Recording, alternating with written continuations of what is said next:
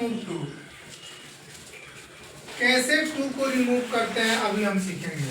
पहले देखो remove to, to होता क्या है, टू का शाब्दिक अर्थ होता है क्या होता है भी, और टू का यूज हम नाउन या प्रोनाउन के बात करते हैं। जैसे as for example, cotton is grown in India too, क्या टू, तो इंडिया क्या हो गया नाउन, क्या हो गया नाउन, और इंडिया के बाद हम किसका प्रयोग किए हैं too, T double O too, और जब हम उसमें से रिमूव टू यानी कि टू को रिमूव करेंगे तो क्या हो जाएगा, cotton is also grow in India, यानी कि हम टू को जब रिमूव करते हैं, टू के जगह पर हम लोग सो का प्रयोग करते हैं। किसका प्रयोग करते हैं, सो का, और कहीं कहीं कभी कभी हम अल्सो का भी प्रयोग कर लेते हैं। किसका प्रयोग कर लेते हैं, अल्सो।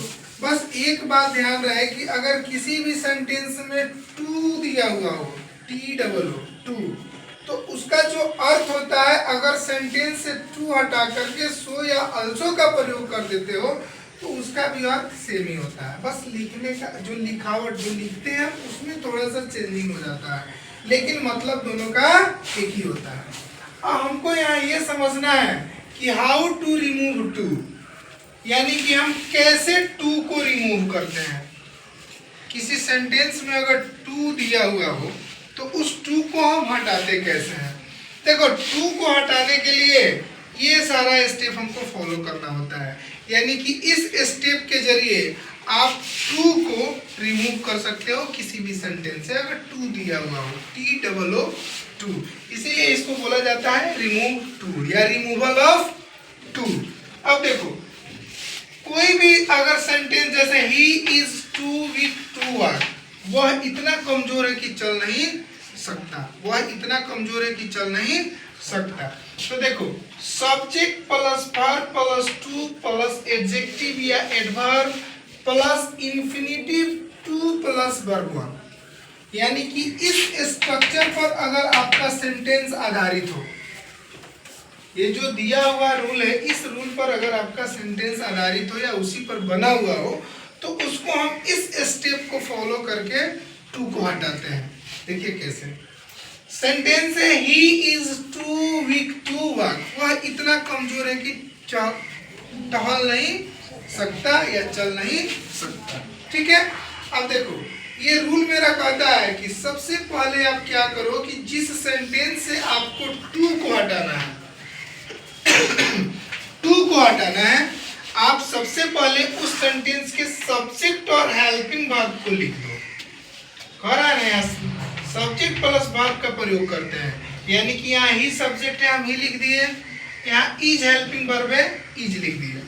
रूल सेकेंड, यानी कि ये स्टेप सेकेंड या रूल सेकेंड कह रहा है कि टू को हटाकर हम सो का प्रयोग करते हैं, यानी कि सेंटेंस में जब आपने सब्जेक्ट और हेल्पिंग वर्ब यानी कि ही और इज को लिख दिया, तो लिखने के बाद आप टू को जब हटाओगे, टू के जगह पर आप किसका प्रयोग करोगे, सो का। किसका, सो का।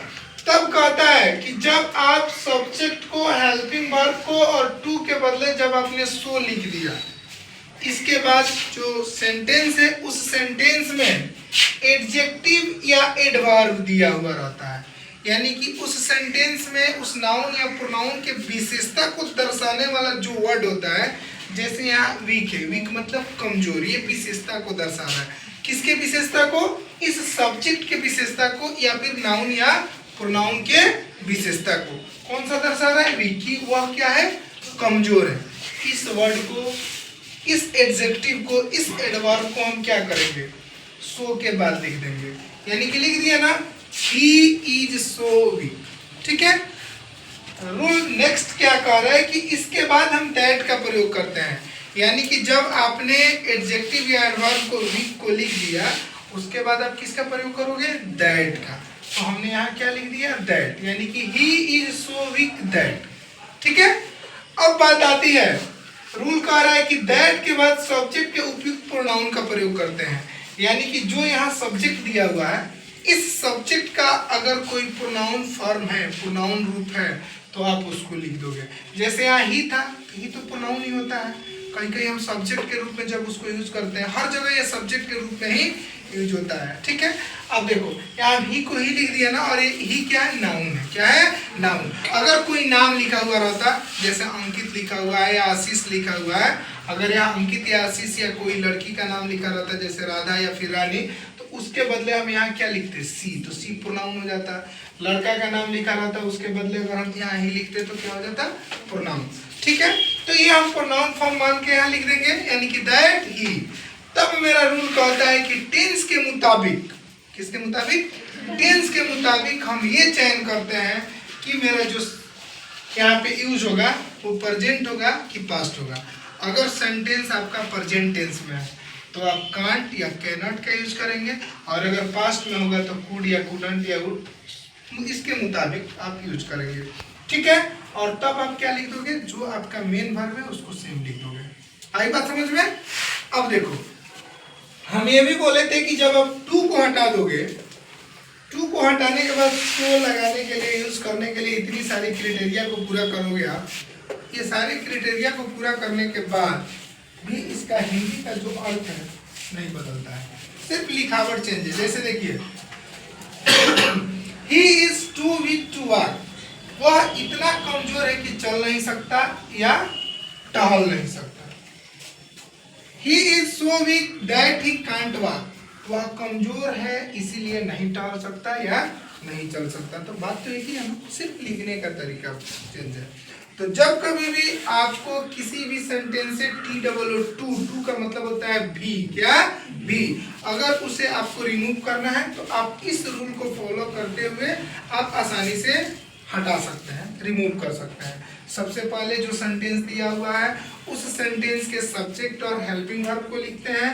सब्जेक्ट और हेल्पिंग वर्ब लिखने के बाद उस सेंटेंस में जो टू दिया हुआ होता है हम उस टू को रिमूव कर देते हैं और उसके जगह पर सो का प्रयोग करते हैं, एसओ, सो का प्रयोग करते हैं।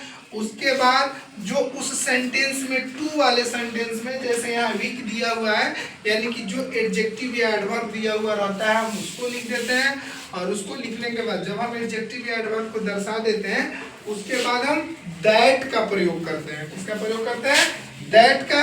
और तब यहाँ पे जो सब्जेक्ट दिया हुआ रहता है उसके अनुसार हम यहाँ प्रोनाउन का यूज करते हैं। और उसके बाद जो यहाँ हेल्पिंग वर्ब हम यूज करते हैं, इस हेल्पिंग वर्ब को हम टेंस के मुताबिक यूज करते हैं, टेंस के अनुसार हम यूज करते हैं। अगर प्रेजेंट टेंस में है तो कांट या कैनॉट, और या फिर विल नॉट या डोंट या डजंट, और पास्ट में हो तो कुड नॉट या कुडंट या वुड नॉट या डोंट, मतलब टेंस के मुताबिक आप यहाँ हेल्पिंग वर्ब को यूज कर लेते हो या करना है। ठीक है, उसके बाद जो सेंटेंस में आपका मेन वर्ब दिया हुआ होता है, जैसे यहाँ infinitive to plus verb one दिया हुआ है ना, टू प्लस वर्ब वन, हम टू को हटा देते हैं और जो मेन वर्ब मेरा रहता है उसको हम लिख देते हैं। ठीक है, ओके।